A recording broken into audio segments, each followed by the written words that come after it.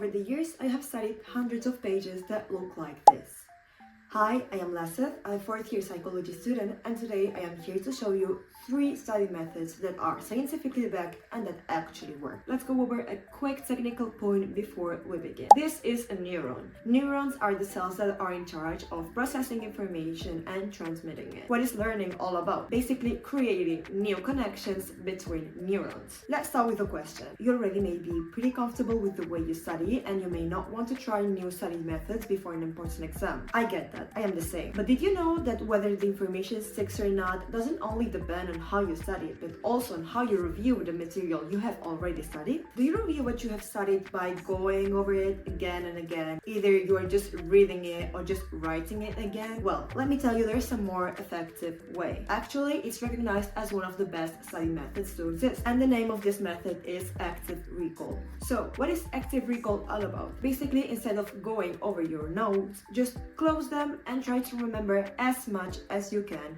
of what you have just studied or read. This forces your brain to create new connections between neurons and to strengthen the ones that are already there. This is actually where the famous close your book and write everything you have just read comes from. But let's be honest, if you are studying really dense materials, you may not have the energy nor the wish to write everything over again. If you try the study method, you may notice it hurts a little and maybe it's a bit frustrating, but wait, hang in there. That's actually a really good sign. This is how you know it's working. Think of it as a workout for your neurons. If it doesn't feel hard, then it's not learning. Also, quick note, this active recall method is actually more effective if you have forgotten what you have studied just a little. The next point is called test effect, which is very related with the previous study method. The test effect suggests that if you review your material by testing the knowledge, whether you remember it or not, it is more likely it will stick to your long-term memory. This can be done in lots of ways, but the one I recommend the most is to use mock exams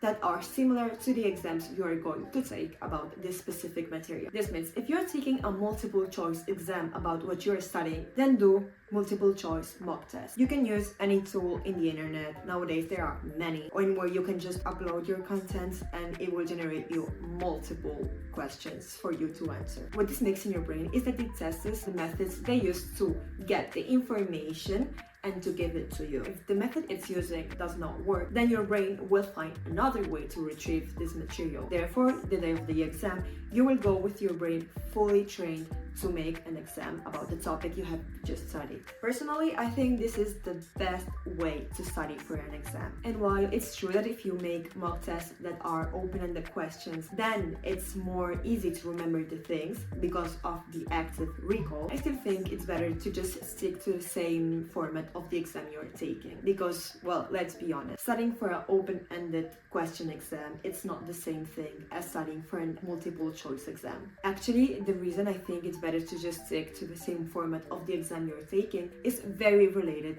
to the next point. Has it ever happened to you that you remember really well what you have studied when you are in the same place where you have studied this, but the moment you step in the exam room, your brain goes blank? This is because memory depends on the context and your state. If you study everything in your room and then you were to take the test in your room, then chances are it's really likely you will remember it very well. If you study in your room and then you take your test in the university, it's pretty likely you will have a harder time retrieving material. In the same way, if you study for a mock test exam, which is the same format that the actual exam, you will find it easier to do it. And in the same way that if you are a bit stressed when you are learning the material and you are a bit stressed when you are doing the exam, chances are your brain will have it more easy to retrieve. This means to get the information. But if you think about everything I have just said, it's really hard to study and to do the exam in the same place. In here, imagination is your best friend, because actually if you are studying while imagining you are in the classroom, or if you take the exam imagining you are in your room, actually it still works. At this point, we have already covered how you should study and how you should review. But there's one point remaining. When? Let's talk about Ebbinghaus and his discovery, the forgetting curve. Ebbinghaus was a German psychologist, and after a series of experiments, he noticed the process of forgetting followed a curve that looks just like this. Which this graphic represents is that once we learn something, we begin to forget it really quickly. This means that chances are that the next day you have studied something, you will likely have forgotten an important part of it. But here's the trick: spaced repetition, or said in other words, start studying before. Now, before you close this video, let me explain myself. I am not saying that you should start studying 3 months before an exam and review every single day all the content. No. In fact, spaced repetition is all about the contrary. So we have already defined the forgetting curve. When you learn something, your knowledge goes down like this. But here's the trick: every time you review the material, the curve flattens. What does this mean? That it takes longer for you to forget. So you don't have to review every single day. You just have to review in the enough periods of time so the curve becomes every time more flat. So even if the first time you relearn something practically goes away the next day and you have to review again, this has already resetted the curve and made it a bit flatter.